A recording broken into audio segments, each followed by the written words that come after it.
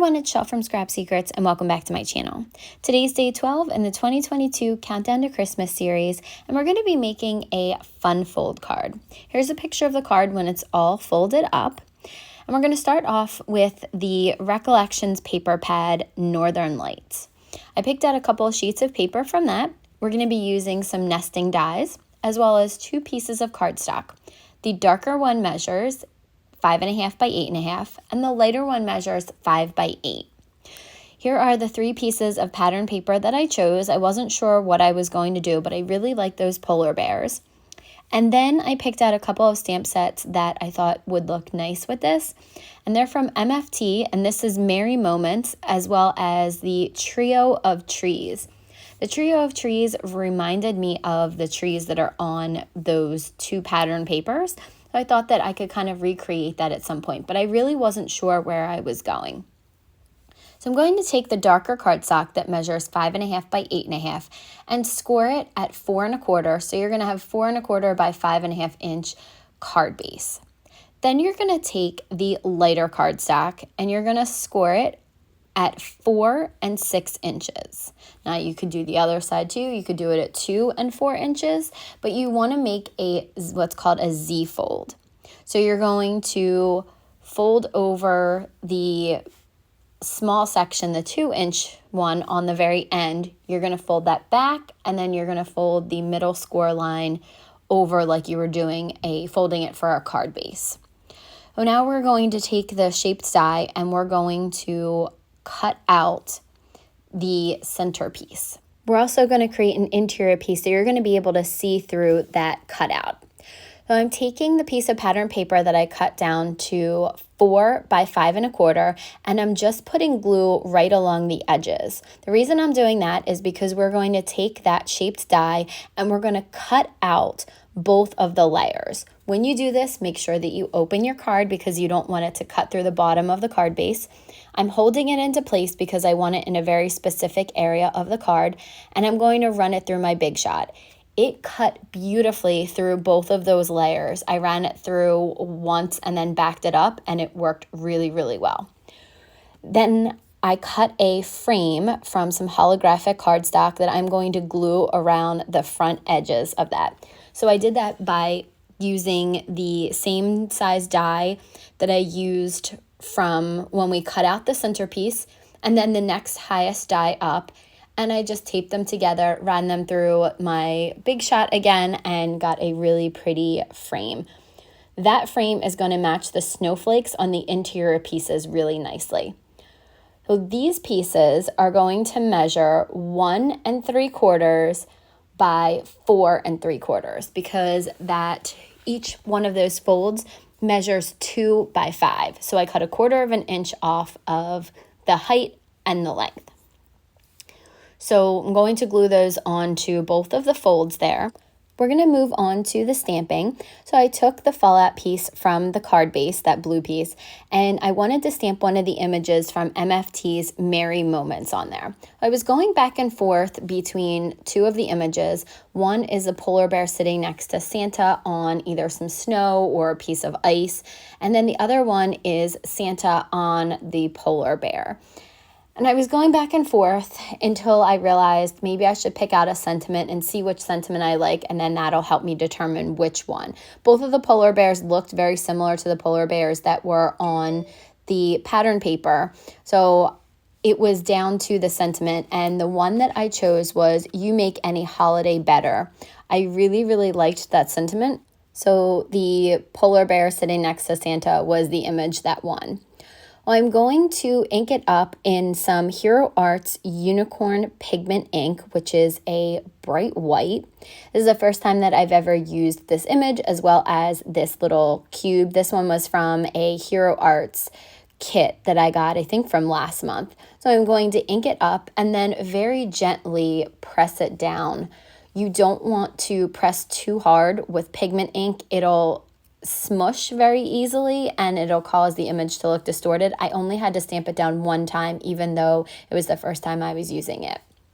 The next thing that I did was I picked ink colors out, and I brought my pattern paper over to my ink holder and picked a couple of colors. So the colors that I picked were Hero Arts Mid-Tone Navy, and that'll be the darkest color that kind of matches the card base as well as the veining in some of the trees. Dusty Blue, which matches one of the lightest trees, and then MFT's Spearmint ink. Now, some of this got cut off. I do apologize. I thought I was recording, and I guess, again, my camera didn't have enough memory. I have to go back and delete some things, and it didn't all get on there, but really all I did was go ahead and stamp. I stamped down the solid triangle first in the blue color, so that's the dusty blue. I stamped it down twice. Hero Arts Mid-Tone inks are inks that dry back solid, so they looked a little bit splotchy when I first stamped them. I stamped them down twice. I let that dry. I moved over and I did the full tree, which was skinnier. I used the MFT Spearmint ink for that tree as well. Now, those ones also will dry back. They're splotchy and they will dry back a little bit. They'll dry back more solid. So I'm showing you the two colors of ink that I used, and then I inked up the branches with the same mid-tone navy ink that I stamped the sentiment with. And then I also used a Copic marker, and that one is B37 Antwerp Blue, to draw the lines in the trees like the pattern paper. So I wanted it to match as well as I could.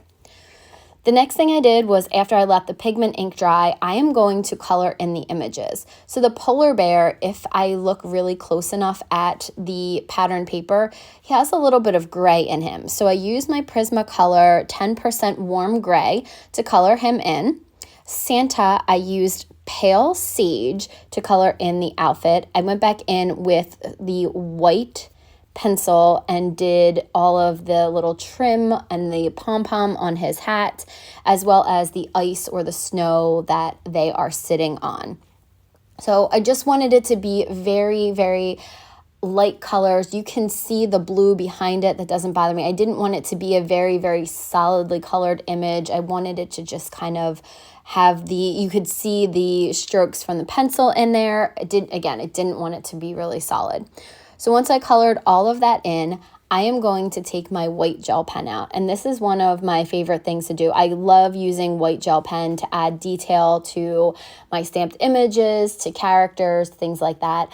And I'm going to be putting little snow all around. So you're going to see me put dots, and then you're going to see me put some of these little sparkles in there. Now, they could be stars, they could be little sparkly things, they could be bits of snow, snowflakes, whatever you want them to be. But I'm putting them on the image very randomly, just going around and adding it to them. The key to doing this is to make sure that you also do them over top of the colored in images, or it's going to look silly, because when you are in snow doesn't fall around you, it falls on top of you as well. So make sure that you also dot the characters with some snow if that's what you were going for, and that's what I was going for, was snow. You could make it be a sky and then you wouldn't have to worry about it being on the characters, but if it's going to be snow, make sure you put it on the characters. So once that is all done, I am going to go ahead and add the Lawn Fawn sparkle glaze to the hat and then the pom-pom on the hat. I should have let this dry, and I did not. I did not give it enough time to dry. I do smudge it a little bit, but I do take my Tim Holtz craft pick and fix it. So we're going to put that to the side for a minute to dry, and we are going to get ready to do the final assembly of the card. I'm going to go back to my Honeybee Bee Creative glue and add it to the back of the largest section of that interior piece. I'm going to be adding a lot of glue to it because this is going to be a mechanism that is going to open, so I want that back to really be solidly attached to the card base. So once that's on there, I do kind of mess it up a little bit. I did put it a little bit higher or lower. I can't remember. I did have to fix it a little bit. But once that's in place, I press it down. I give it a minute for the glue to adhere to the card base. And then I'm going to put a little bit of glue on the just very right-hand side of this image. I will go back and add a little bit more. See, I smudged it right there. Not a great idea. I definitely should have let that dry. But now I'm going to go back in and add a little bit more glue once I know that it's in the proper place. I just wanted to be able to tack it down to hold it into place so that I could just get it where it needed to be, get it lined up perfectly with that opening. So now you're going to see I took that pick and I went and took off any of the sparkle glaze that I accidentally got in places that it shouldn't have been, put a little bit of glue behind that, and that is the card. Hope that you guys are enjoying this series. If you haven't headed over to the intro video, go to the description box below. I will put the link to that there. I will also be doing a collab with my friend Marie on Friday, so I will do another video this week and let you know what the rules are for that, because there might be a giveaway associated with that. Oh, thank you guys so much for watching. If you have comments or questions, leave them below, and I'll see you again real soon for another video. Bye!